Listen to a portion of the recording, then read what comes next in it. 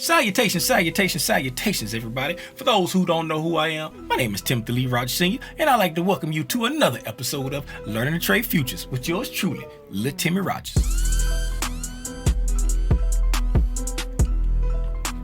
Again, welcome to another episode of Learning to Trade Futures with yours truly, Lil Timmy Rogers. This is episode cuatro.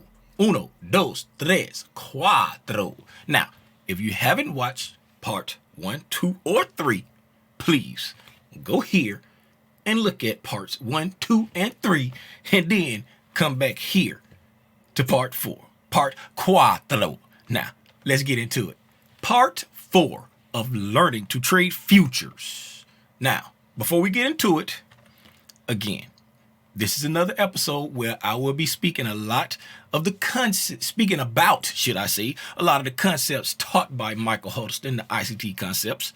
Yes, all of the slides will come directly from his core content, but again, you do not have to trade his concepts to learn to trade futures. It's just what I trade. So when I talk about trading futures and how to understand price, I speak in the terms of the concepts that he teach, because that's the most accurate thing I've ever seen in my life. Now, let's get into it, shall we?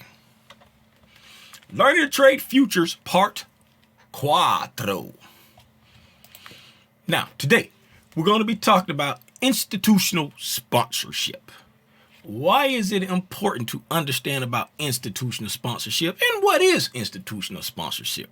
Let's read the slide and see. Institutional sponsorship, how to identify it in setups. Institutional sponsorships is for longs and shorts. I'm just going to read the longs, and then you just reverse it for the shorts. I'm not going to read the entire thing. Same thing, both ways. Institutional sponsorship for long setups. Higher time frame price displacement in forms of reversals, expansions, or returns to fair value. Got it? Intermediate term imbalance in price. A move to discount or sell side liquidity runs. Short-term buy liquidity above the market. Ideal for pairing long exits to sell to. And time of day influence, like during your London, during your New York, time and price. Always, everything about the concepts is time and price. Now, numbers 1 and 2, the higher time frame displacement and the intermediate term imbalance in price, that's just the criteria that give you the expectation of the institutional sponsorship, meaning the institutional sponsorship is about to come. Now, the attack on liquidity in the pairing or the offsetting of orders, that's letting you know the sponsorship is here. You got to think like the market maker. You always want to think like the market maker. You always want it to be selling high and buying low. And once you see the attack on the short-term liquidity to pair with those, they ran stops, then they turned around and paired it with something in the short term, that's letting you know, the institutions are here. If I'm confusing you, just stick with me. Just stick with me. I promise it'll make sense. The daily chart shows price dropping, right? Price is dropping down below an old low. Now, the aggressive seller, they can drop to a lower time frame at this time and look for this same fractal to be taking place on a lower time frame to start looking for longs then. But that's for advanced. We're not into the sponsorship yet. That's the advanced trader doing that. What is institutional sponsorship? Institutional sponsorship is the willingness to protect the price swing that has a high probability of unfolding. Meaning they're using their big money to protect the price swing. When I say you want to, it's like this is an area that you anticipate price to possibly reverse or possibly react off of this and do something. They're putting down their big money to push the market back up to where they want it to go. And once they start putting money into the system, they're going to use that money and leave clues for themselves to say, hey, this is the price we want to buy. This is the price we want to sell. And they leave it in clues known as PD arrays in the price swing as it moves away. Are you confused? Stick with me. I promise it'll make sense. Now, they are down here buying from people who are willing to sell at this low price. Who are those people? People that's got their stops down here protecting their long entries. People down here who believe when the market gets to this place, it's going to break down. If we break this support, we're going to slide. It's all kind of people that's sitting down here below this low, ready to sell. And so they're buying low. They're buying in a discount because they fully well know price is most likely to start going up from here. So they're buying from people who's willing to sell at this price. You don't want to just jump in here unless you're more on the aggressive side and unless you're more advanced. You want to wait for that old institutional sponsorship to rear its beautiful head. And then once it rears its head, you want to keep asking yourself, where is price most likely to go? You always want to ask yourself because you want to think like the market maker. And in this case, where is price most likely to go? Right here. These are some short-term highs where buy stops are now resting. Why? Because this old support we broke through, we hit it there, now it's resistance. We hit it there, now it's resistance. Failed to get to it, broke down. So now retail mind is thinking this is a good place to put my stop. So if the institutions buy here, where's the short-term buy side? There. That's why the advanced trader can use that knowledge to get long down here below the lows or on first touch of this bullish order block with anticipation of attacking these highs. That's for the advanced trader if you're in tune with the market. Now, you want to wait for the institutional sponsorship to rear its beautiful head. There is the institution tipping its hand, showing institutional sponsorship. There is institutional sponsorship behind this move.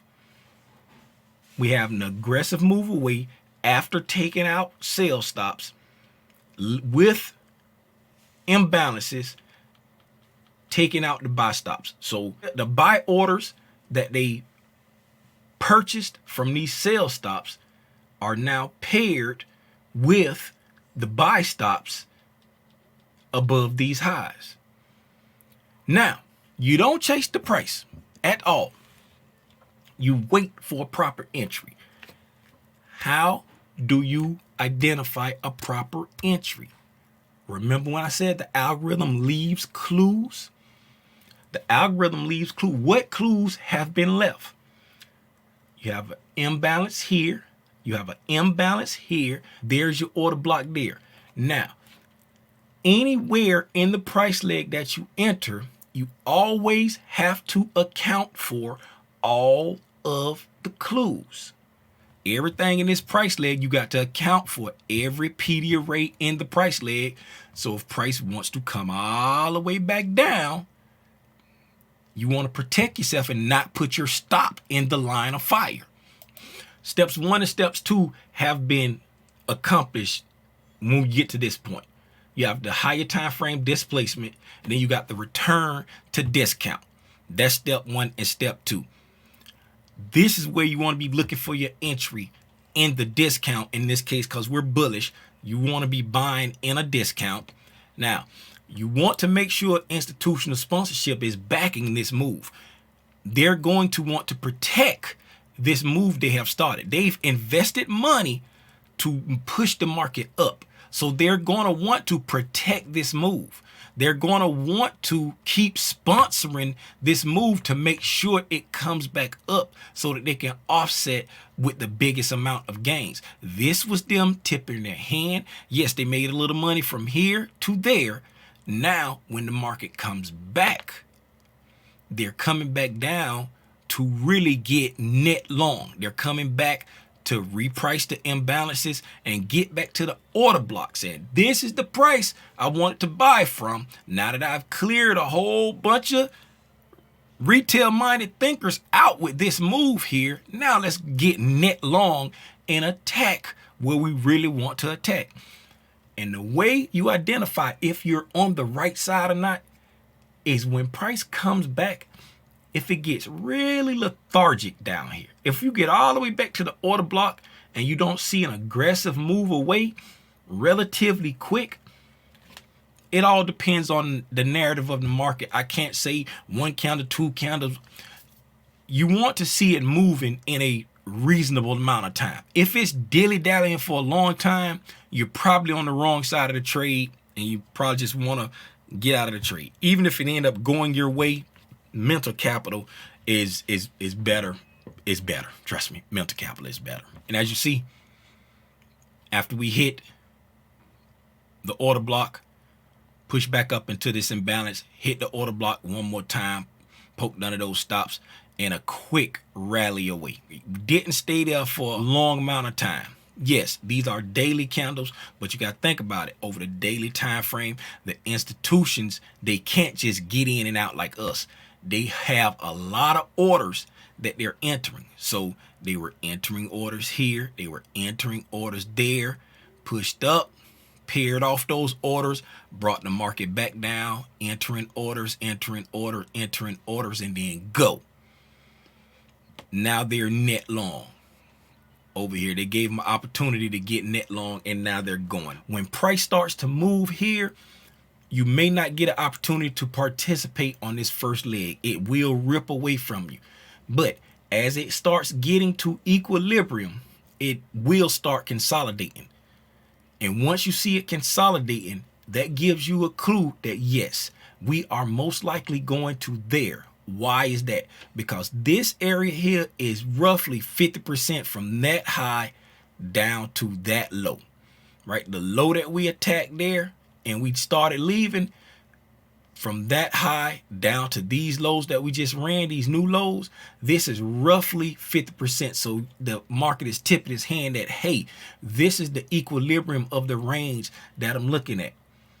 So if it does come down and reprice this imbalance here, jump on it, because that's adding to the likelihood of attacking these highs, because it's trying to make sure it's not leaving any imbalances behind. But if it don't reprice this imbalance, the institutional sponsorship will use these down close candles here, especially this one that's leaving this little short consolidation range. It's going to use these down close candle to protect this price move. They have big money behind it. They're net long now. So they don't want price to start to slip away. You're expecting price to continue to respect the discount PD arrays and continue to disrespect the premium PD arrays to push toward terminus. And that's how you tie the institutional sponsorship with the order flow. See how it all connects together? Connect the dots, la la la. Connect the dots, la la la. And now this is just a 60-minute chart of that same price run, showing how it looks on the lower time frame. Also, Michael has annotated the midnight open for each day, so you can study that in your own time to see how price react in this bullish market environment every time it went below midnight. What did it do once it went below midnight? Did it stay below it forever, or did it continue to push up? Again, this is over 1, 2, 3, 4, 5, 6, 7, almost 8 days. Well, more than that counting back here, but from when it attacked the lows, pretty much 8 days of time. Now, what is your homework for this one?